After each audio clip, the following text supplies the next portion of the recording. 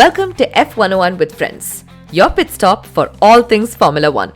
Whether you're here for the stats, the memes, or just figuring out what a chicane is, we've got you covered.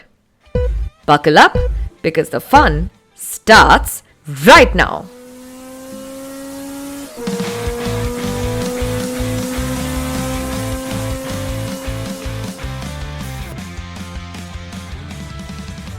Hi everyone, my name is Nisha, a newbie F1 girlie who is desperate to make more friends so that I can talk about this sport all the time.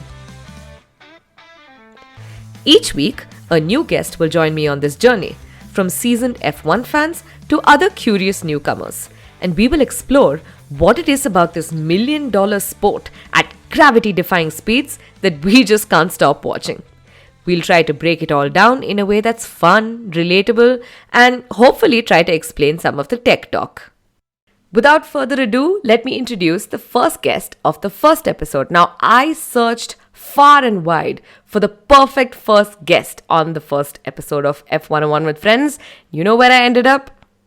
Right in my house. So today's guest is going to be my sister, Bharati. Welcome to the show and thank you for being here. Hi, thanks for inviting me. I mean, you're my first friend, but I didn't think I'd be part of your first podcast as well. God, that's so sweet. But why I wanted to invite you on the first episode is because this is a new sport for me. I'm just getting to know it as well. And I've been watching it all year long, last year properly. And you've been... Yes, I'm very much aware of that. an unwilling participant. And I talk about this stuff all the time. So I just figured...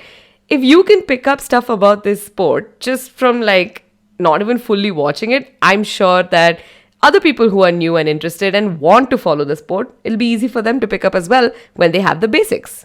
Yeah, that's true. I mean, I would also like to know what the hype is all about, all the terms that you use, and why this sport is catching up so quickly. Amazing. So then let me explain to you why I got into F1. And that's because, okay, I'm going to say this and I'm going to get a lot of hate. But it's because of Drive to Survive. And also because I have this friend, Ashwati, who bullied me into watching Drive to Survive.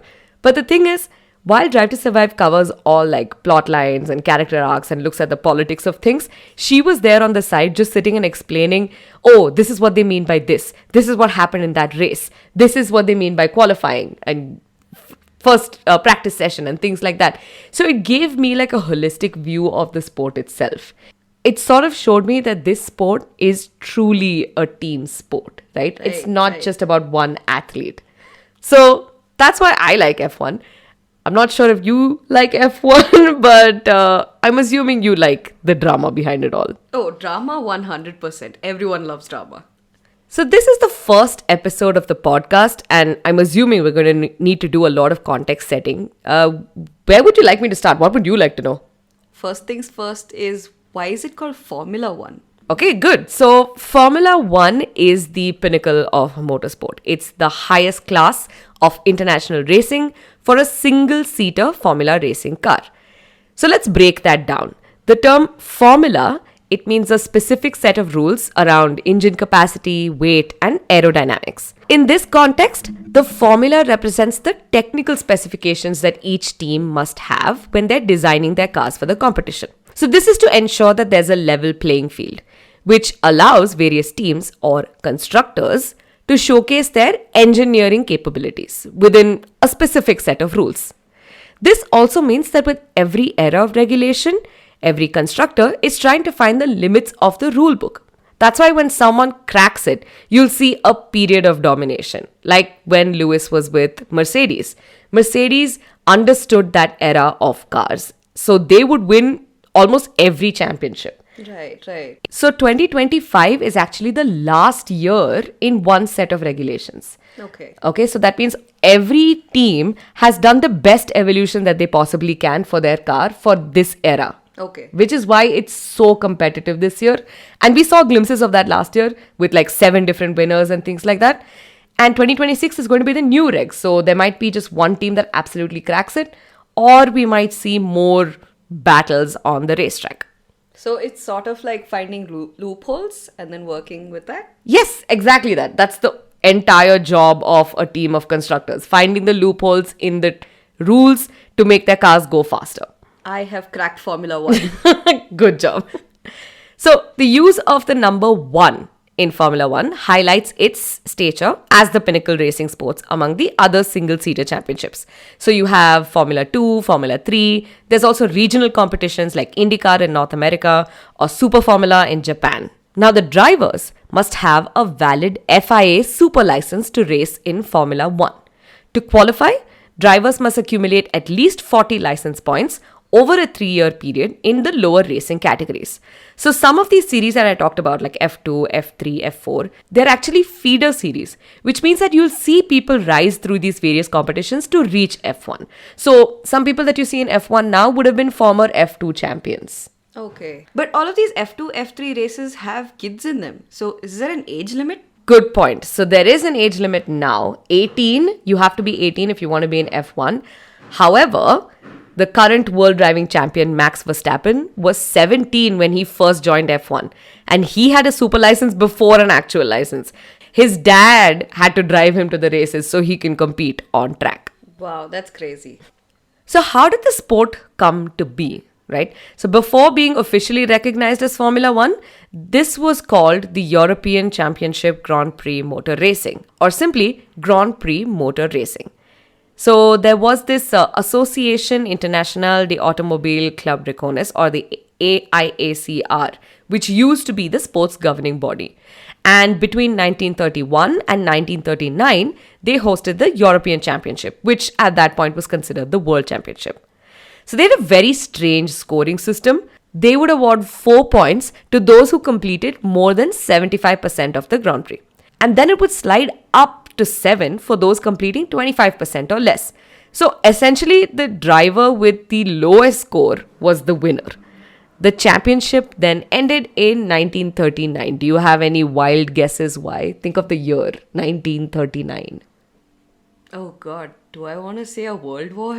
You are correct. It is World War II. So, in 1946, the AIACR was replaced by the Fédération Internationale d'Automobile, which is the FIA. That's what we know it as today. In 1949, it was confirmed that the FIA Formula World 1 Championship would be inaugurated, and for 1950, there was a world champion elected by the end of the season. We will get into more details about the FIA in the next episode, so watch out for that. The 2025 Formula 1 calendar, it's a year that marks the 75th anniversary of the FIA Formula 1 World Championship. It's going to feature 24 Grand Prix weekends, including 6 F1 sprint races around the world, and it's going to take place from March all the way through to December. Sprints are basically mini races that happen the day before the main race, and I'll get into the structure in a bit. So it's a really strange point system that they used before. Is that the same thing that they use even now? No. Now it's something that's a little bit more reasonable. It has changed a lot. Basically, Formula 1 drivers score points by finishing in the top 10. So if you are from 1st to 10th, you'll get some amount of points. Otherwise, you get no points. So if you're first, you get 25. Second is 18. Third, 15. Fourth, 12. And it goes down from there till 10th place where you get a single point. You have sprint races, like I said, the mini races. They have points for the top 8, starting at a maximum of 8 points, and it slides down from there. There's such a vast difference between the first place to the 10th place, so no wonder they're so aggressive on the grounds. Exactly, and this also means that, since you have 20 drivers on the track, you really fight. Sometimes your cars aren't as great as the ones who are in front, so the guys at the back are really, really fighting for that 10th place. Right.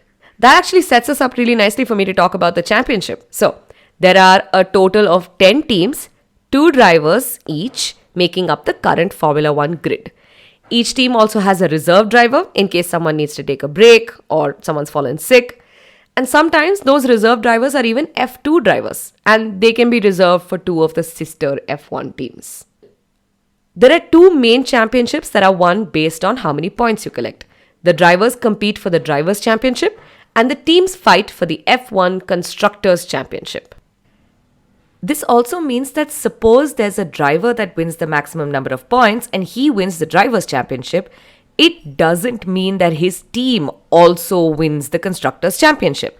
Because you see, in a team, both the drivers have to work together to get the points. For example, last year, Max Verstappen from Red Bull was the world driving champion, but Red Bull was like third or something in the constructors championship table. The winner was actually McLaren, completely different team. But both those drivers worked together really well to get maximum scores or maximum points for their team. Oh, okay. So what do you win besides a rolling trophy with your name on it? Besides the trophy and, of course, legacy and all of that stuff, you get a big chunk of prize money. And that is based on the position at the end of the season. So if you're in 5th place, you'll obviously get more money out of the big chunk versus if you're in 7th place. It also translates to better bonuses and for the drivers and for the team. So drivers are paid a particular salary, but if they are part of the winning team and if they've done really well, they'll get a huge bonus as well. The other thing that's defined by your position in the championship is the technical regulations like wind tunnel and things like that. That's allotted based on where you end up. Like the lower ranking teams will get more time with these technical things so that they can improve their car for the next year. Because Formula One wants the cars to keep improving so that they have better fights for the next year. Some of this money does make its way back to the governing body as well. That's the FIA. After every season, the teams have to pay a certain amount of money for the points that they've scored. Those are the entry permits for the next year. For every point that they have won, a team has to pay around $6,500. However, the constructors champion has to pay close to $8,000 per point. Oof. Additionally, teams also pay for their drivers to extend their super license, where the number of points that they score impacts the amount of money. So the standard fee for the FIA super license is around $12,000. And then for each championship point, $2,000 is added. So if you're a rookie in the season, you'll pay $12,000 as the starting fee. But if you've been racing for that year and you've scored a bunch of points, you have to pay $2,000 per point for each point that you scored. Whoa, that's crazy. And I've also seen at the end of the races, each of them gets a champagne. Yeah, they're millionaires. I'm sure they can afford their own champagne, but yes. That is true. I remember in 2023, Max Verstappen won almost 90% of the races. How much did he have to pay? Yes, we all remember that year, 2023, when all of us memorized the Dutch national anthem. Yes, he racked up almost 575 points, and that made him the first F1 driver to pay more than $1 million for his super license, which is crazy. Man, that's a bummer. I don't think he cares though. He's a champion at heart. He would be like, just 500, it's time to amp it up. That is true. So what can you expect on a race weekend?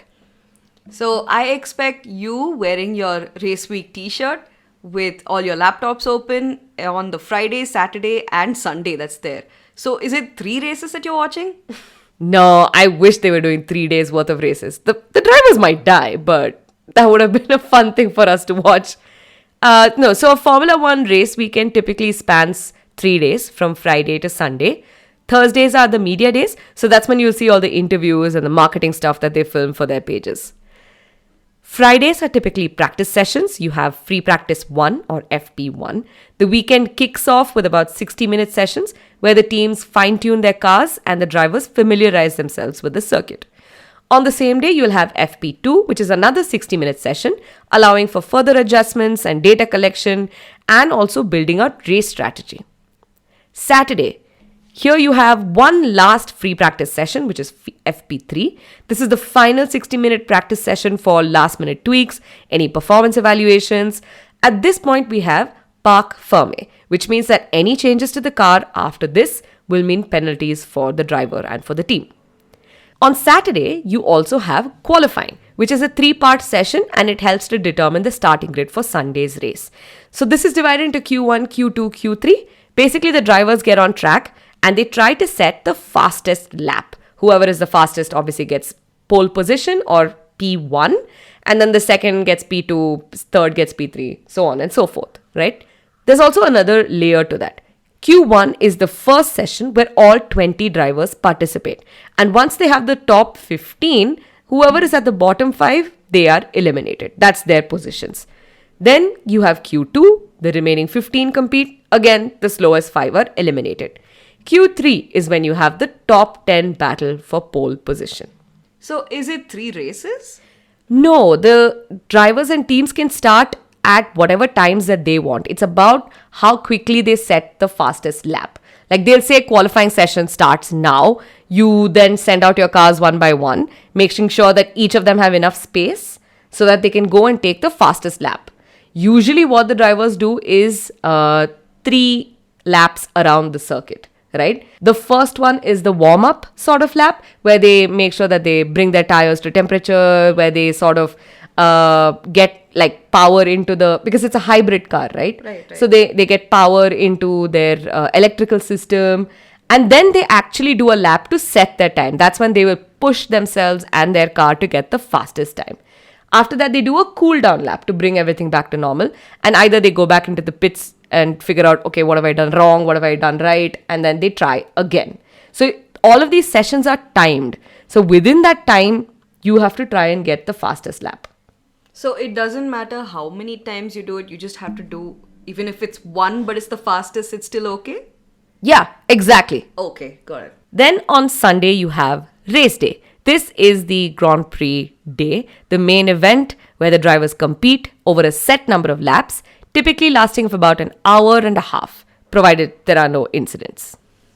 So I just have one more question. That means on Friday there's no really a race sort of thing. It's just how they get the equipment done. Yeah, exactly that. Okay. That's what free practice is for, is to set up your car. So that's why it takes 3 days. Yes, Got it. exactly. And usually most people may not watch like free practice. They might just watch qualifying to understand how everyone's going to start on the grid on the next day. But free practice sometimes tends to have a lot of like drama, some crashes and things like that because someone is trying to show off. So it does get interesting to see. In that aspect. Also, free practice is a time where you can sort of start making guesses about, oh, okay, it looks like Red Bull feels more confident in this circuit, or Ferrari is looking better in this circuit, so maybe they might win the race. So it gives you an idea of what to expect on a Sunday. And to find out more loopholes. Exactly, yes. So I mentioned the sprint weekend before, right? So in addition to this traditional format, certain weekends feature a sprint race. This introduces more additional competitive sessions. So things change up a little bit. On Friday, you'll have FP1, which is a single practice session. And on the same day, you'll have sprint qualifying, which helps to determine the grid for the sprint race. On Saturday, you have the sprint race, which is a shorter race, which is about half the number of laps that they use on Sunday, with points for the top 8. Usually because it's half the number of laps, they don't do a pit stop in between or anything. It's just go racing. Right. And on that Saturday, you also have a qualifying for the main race on Sunday. Then on Sunday, of course, is the main race of the weekends. Essentially, it gives drivers a chance to get more points, these sprint races, but it also reduces the number of free practice sessions to 1. So if you as a driver crash out your car in free practice 1, that's not going to look good for you after that. Yeah, your mechanics are going to struggle to set up your car for sprint qualifying. So what is it about F1 that you really like? See, this is a team sport. It's not enough if you have the best car or the best driver. You need to have a team that puts together the right strategies for the day and a really strong pit crew. Every team is asking themselves before every race, do you have the right tires? Have you calculated when you will bring in the drivers to do a pit stop and change the tires? Is your crew quick enough to change tires? So if you have to win, everything has to go just right to cross that checkered flag. So you mentioned it about being a team sport. So what all makes it a team? So there are a lot of key roles within an F1 team. The first one is the team principal. They serve as the public face of the team, overseeing operations, making strategic decisions, and managing the relationships with the sponsors and the media.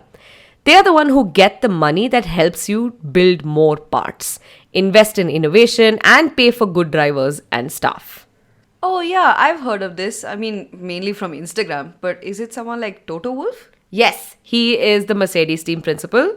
Can you name any others? I want to say Horner. Oh, yeah, good one. That's Christian Horner from Red Bull. He's also married to a Spice Girl. Ooh. And then The other popular one from Drive to Survive is Gunther Steiner. He is the ex-team principal of Haas. Next is the technical director. This person is responsible for the car's design and development. The technical director leads the engineering team to enhance performance and ensure compliance with the regulations. So, this is the person who is finding the loopholes but still making sure that they're compliant. He's my guy.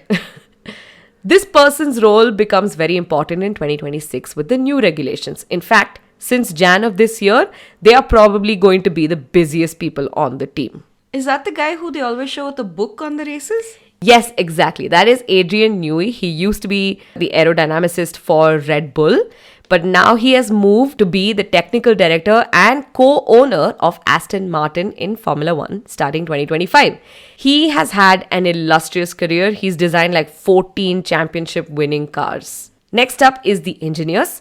This group includes race engineers, performance engineers, control engineers. They are the ones who analyze data, develop strategies, and provide the technical support to optimize the car's performance. Sometimes on the broadcast, they'll even showcase some of the senior race engineers. They are the ones who directly talk to the drivers while the race is going on. For example, you'll see Bono or Peter Bonington, who used to be Lewis Hamilton's race engineer, who will now be the race engineer at Mercedes for Kimi Antonelli. Or another one that they showcase is GP or Gianpiero Lambiase for Max Verstappen. Like that race engineer driver pairing is one of the most iconic ones. They are like brothers. And it's fun to hear some of their witty banter that gets broadcast. In 2025, we will also have Formula One's first female race engineer, who is Laura Mueller. She will be the race engineer for Esteban Ocon in Haas. So that'll be pretty fun to watch. I think hearing all these team broadcasts with just men talking over and over again, it'll be nice to hear a female voice for once. Of course, no team can go ahead without mechanics.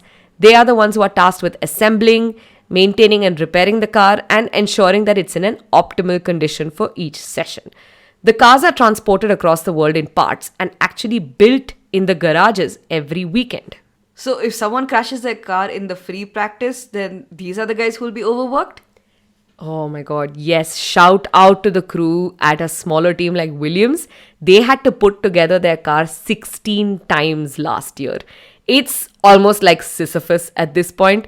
Every time they fixed it during crash at practice or qualifying, they would just have to sit and rebuild it again before the next session. Crazy. And then you have the pit crew. You would have seen them. Maybe if you've just started watching Drive to Survive, that's usually the introductory shot of a car coming into the grid and everyone just quickly changing the tires. So the pit crew during the races execute the rapid tire changes and adjustments, and they're often comprising of about 20 people, and they have specific roles in that. So there'll be one person just doing wheel nut, one person who just carries the tire, and it's brought down to a science.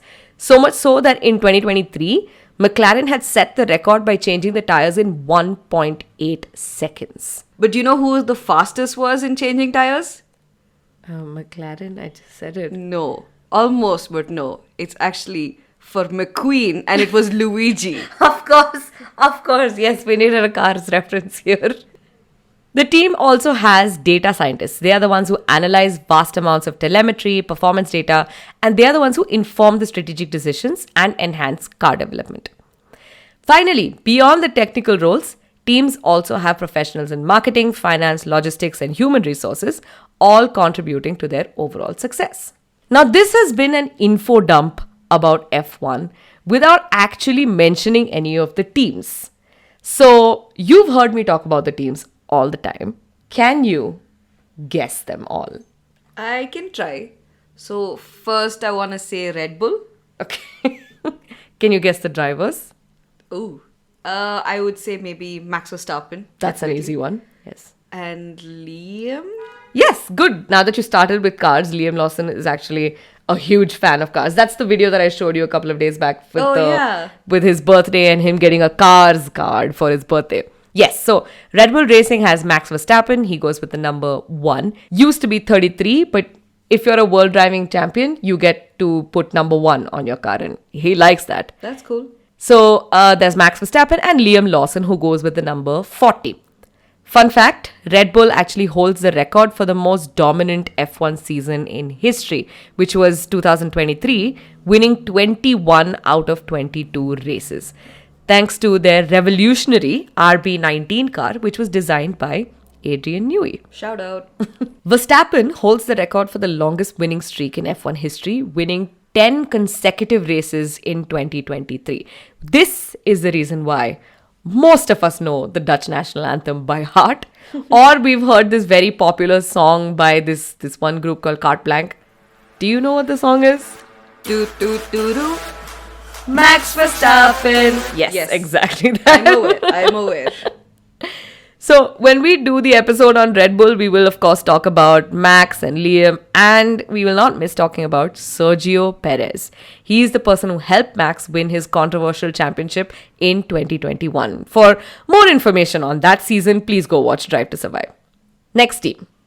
I want to say Mercedes. It is Mercedes-AMG Petronas Formula One team.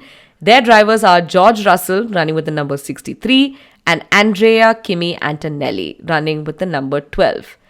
Mercedes has actually powered more championship-winning cars as an engine supplier and a constructor than any other current manufacturer, which I think they have 12 Constructors' Championship to their names. Now, see, it's not just theirs, right? Mercedes provides engines to other teams as well. No. So Aston gets their engines from Mercedes, so does McLaren. So if you put all of that together, they have multiple championships. Fun fact about their youngest driver, at just 18, Kimi Antonelli is already a two-time junior champion. He's won FIA F3 and F2.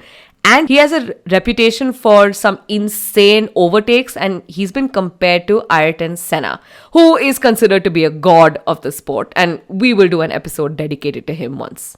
Next, it would be McLaren. Can you name the drivers? I want to say Lando Norris and Oscar Piastri. Yes, because I talk about them a lot. Yes, you do.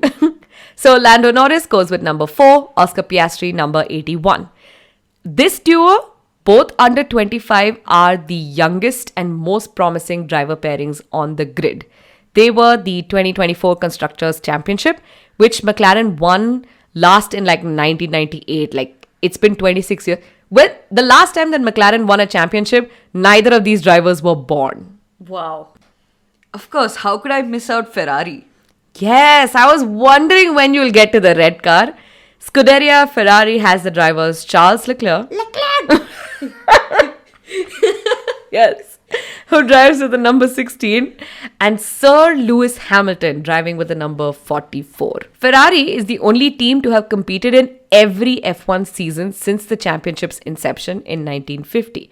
The fans, also called Tifosi, are the most patriotic and passionate. It is literally a religion to them.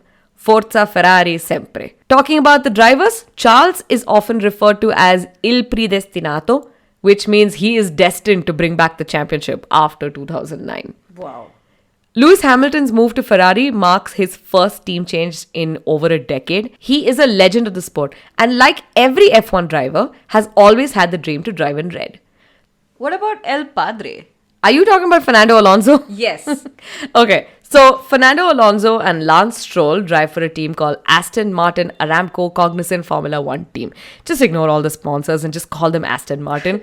Alonso drives with the number 14. Lance Stroll is 18. Now, this team may seem a bit familiar to you because it used to be called Racing Point. And before that, Force India. Yes, this was Vijay Mallya's team.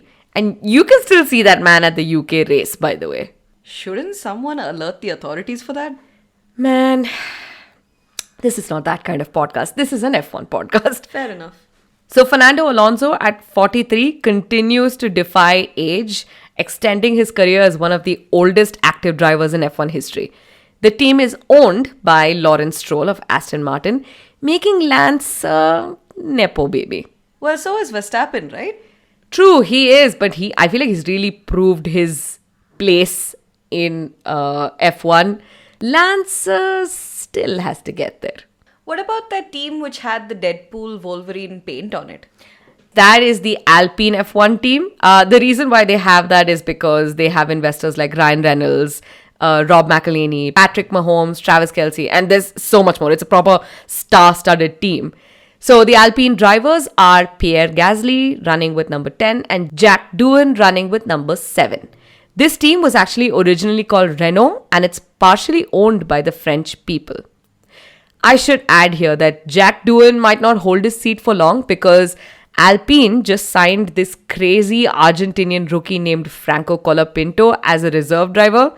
I feel like there might be some silliness here during the season. Oh, I just remembered. Haas. And it's not because you just said it 5 minutes ago. Yes, Haas F1 team. They have Esteban Ocon, driver number 31, and rookie Oliver Behrman, driver number 87. So Haas is actually the youngest team on the grid. They debuted in 2016 and they remain to be the only American-led team in F1. Oliver Behrman, he is a British rookie and is the first driver born in the 21st century to race for Haas, highlighting the team's investment in young talent. Also, in 2026, they may not be the only American team once this Cadillac and Andretti join the grid. So that'll be fun to watch. What about your favorite driver, Yuki Tsunoda? Good, you got to him. Yuki Tsunoda, driver number 22, drives for Visa Cash App Racing Bulls, along with another rookie, Isaac Hajar, driver number 6. Now, Racing Bulls used to be called Alpha Tauri and before that used to be called Toro Rosso. They are the only team on the current grid to have changed its name like 3 times while being within the Red Bull ecosystem. So Isaac Hajar is making his F1 debut. He becomes the first driver of Algerian descent to compete in the sport. Yuki Tsunoda, always a bridesmaid, never the bride. He is a Honda driver who was put into the team because Honda started supporting Red Bull for their engines. And he really went on to prove himself as a consistent driver and as a leader you can rely on. But see, Visa Cash App or Racing Bulls is a sister team for Red Bull. It's a development team for Red Bull. Right. Basically, the people who come here are sort of tested in this team so that they can move up to Red Bull, which is the main team. Oh, I get it. But Yuki, unfortunately, will not get that chance because Honda is no longer with Red Bull starting 2026. They're going to go to Aston Martin. Will Yuki get a chance in Aston? I don't know. Moving on, Williams Racing. Williams Racing has Alexander Albon, driver number 23, and Carlos Sainz Jr., driver number 55. Oh, I know him. He's the smooth operator. Yes, exactly. Remember we did that one video with the Pancakes. Yes. Yes. That's Carlos. Carlos Sainz Jr. joins Williams. He's bringing some crazy experience to top teams and he's hoping to elevate the historic team's performance in the midfield battle. So Williams is a very old team, but they've just found themselves at the back for a very long time. And after heavy negotiations, they've managed to get Carlos from Ferrari. So I'm hoping to see some good things from this team. There was one team that looked like a highlighter. Yes, that is Stake F1 team Kick Sauber. This team basically just scored 4 points all of last season, but historically they are responsible for nurturing some of the greatest talents in F1 history, including Kimi Raikkonen, Felipe Massa, Charles Leclerc, all of whom went to race for top teams after that. So this year, Stake F1, I'm just going to call them Sauber, will have 2 drivers, which is Nico Hülkenberg, driver number 27, and rookie Gabriel Bortoleto, driver number 39. So Nico Hülkenberg actually holds the record for the most F1 starts without a podium. I think it's like some 200 starts or something like that, making him one of the unluckiest drivers in F1 history. Gabriel Bortoleto became the youngest ever driver to win the FIA Formula 3 championship, securing his seat in F1 after a record-breaking rookie season. He's also Brazilian and Brazil is very passionate about their racing, so it'll be interesting to see him on the track. I just realized that I needn't have struggled so much with their team name because this is the last year that they will be called Stake F1 Team Kick Sauber. Next year onwards, 2026, they are actually going to be Audi, which is why they wanted a German driver like Nico Hülkenberg. So we've spoken about the teams, the drivers, the sports. The only thing we're missing is what makes the F1 car so special. In F1, there are 3 key technical elements that determine cars' performance. the tires, the power unit, and the aerodynamics. So F1 cars are like fighter jets on wheels. Every curve, wing, and flap is meticulously designed, keeping two things in mind: drag and downforce. Now, you did science in 12th grade. That is true. So, can you explain very easily and simply Bernoulli's principle? Okay, so in a simple way, it's when air moves faster, it creates low pressure, and when air moves slower, it creates high pressure. So, for example, in the train station, they ask you to stand behind the yellow line. Yeah. That's because the speed of the train creates a low pressure, and there will be a high pressure behind you, and that pushes you into the train. Oh, okay. Okay, cool. So, in the F1 world, what you have to remember is this. When a car drives fast, the air around it pushes back, which is creating drag, and it slows it down. The faster a car goes, the greater the drag it experiences from the air. That's because the car is in high velocity, so it creates low pressure, and then there's high pressure around it. Yeah, pretty much. So that's when the drag reduction system, or the DRS, comes into play. So the DRS was implemented in F1 in 2011, and it's sort of an adjustable flap on the rear wing that opens when it's activated. It makes the air pass through the wings of the car and reduces drag, giving the car about 18 kilometers per hour more speed. It's a way to make the races more interesting by increasing the chances for overtake. So, why can't they use this all the time? It can be used only in certain parts of the circuit, because if everyone uses it all the time, then you've just equalized everything. So in those certain parts of the circuit which are called DRS zones, and it can be used only then and only for overtaking. So that means the car that wants to use DRS must be at least 1 second behind the car that it wants to overtake. But this applies only to the race. During qualifying, they can use it all the time when they're in that particular DRS zone. The other thing to remember is that for 2025, that will be the last time that the concept of DRS is valid, because in 2026, when the regulations change, we're going to have something else. Not DRS, but some other way to improve the aerodynamics. So the next time when someone says, "Oh, you're an F1 fan, explain DRS," you can hit them with this: "Hey, guess what? I don't have to know about it for next year, so shut up." The other part of this is downforce. Again, think about Bernoulli's principle, as my sister explained. But this is used on the wings of a plane. Think of the shape like a whale. The air passes much faster on the top than at the bottom. So you have the pressure difference. When you have that, it generates an upward force called a lift, which allows the planes to take off from the ground and stay on the air. F1 cars obviously don't need to fly, so the wings are constructed like upside down airplane wings, which accelerates the airflow underneath and decelerates it on top. So the resulting pressure difference generates a force called downforce, which helps to keep the cars firmly planted on the ground. So that's why F1 cars look different from our original normal cars, because they need to stay on the ground. Yeah. So the cars are shaped to create downforce, which pushes them on the road. It's almost like a giant invisible hand that's keeping the car glued to the track so that it doesn't slip in the corners.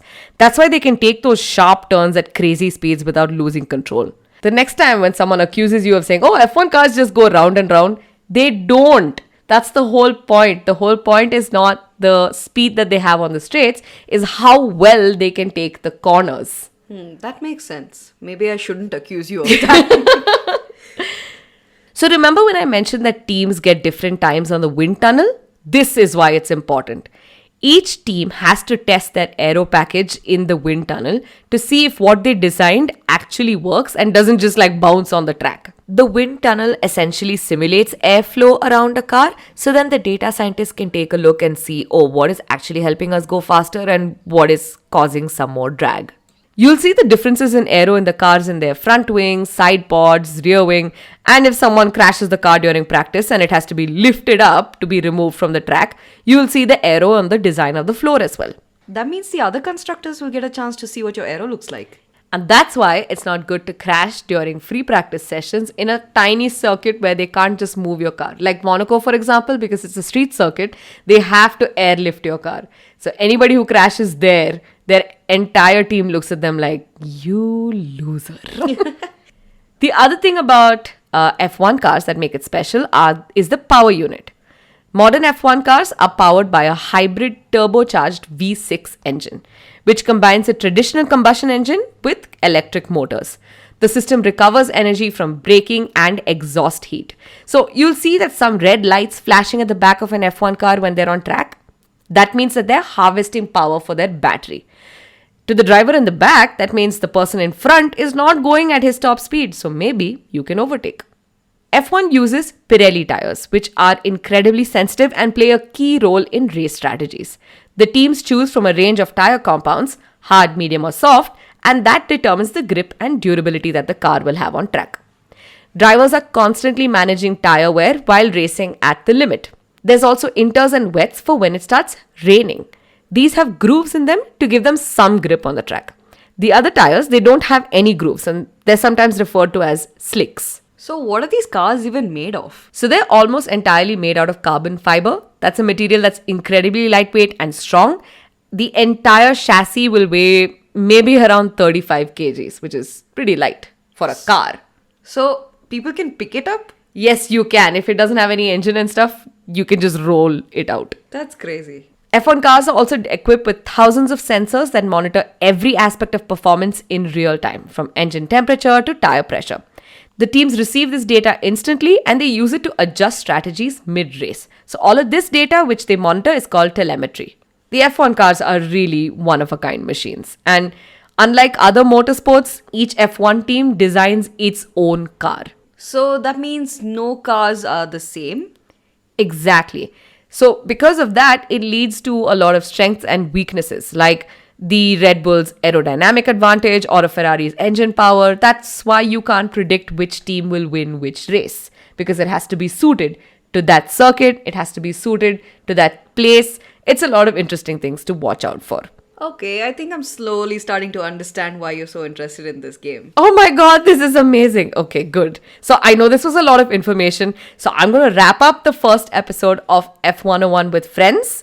I hope you listeners enjoyed diving into the basics of F1 with us and hopefully learned a thing or two. A big thank you to my sister for joining me. And I know you haven't really followed the 2024 season while watching the race, but you've heard me talk on and on about it. Do you have any bold predictions for the 2025 season? Well, I'm not sure about the race, but after sitting and having this chat with you, I think I'm going to start watching all the races with you. Oh my god, I would love that. I promise I will not bug you. I will teach you everything. And I will be incredibly kind when you decide to support a race driver that I don't agree with. Mean. And I also want to say Ferrari as well.